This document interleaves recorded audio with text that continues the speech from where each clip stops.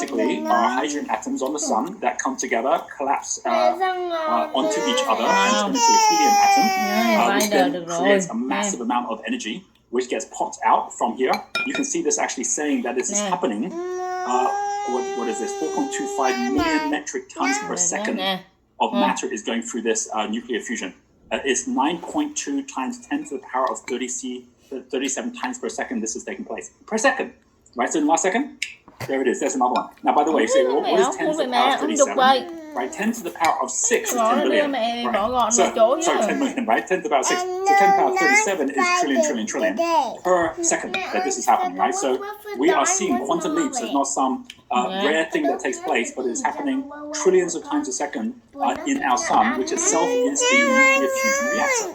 And what's happening is two hydrogen atoms come along, they collapse on each other, they turn into a helium atom. As you know, with different levels of electron cycles, if you actually have one electron which can no longer fit in the first cycle, it pops into the second one, and when it goes into that second ring, then it emits a particular amount of energy, which is called a quanta, which is where quantum physics comes from, and that quanta pops out at right angles, right? So it goes out at right angles, which is called a precessional effect, that goes popping out at trillions of times a second, and that quanta, another word for quanta, is photon, because that is how light is created.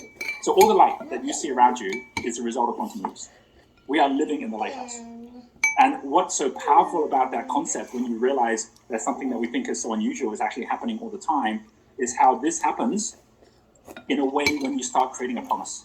Because this same thought process of actually creating something out of nothing that then creates light, if you actually take that one step further and think about the difference of a precessional effect compared to a processional effect, this is something that Buckminster Fuller talked about. He said all nature works on precessional effects. He said that the biggest challenge with most people is that they're thinking in processional, which means A plus B equals C.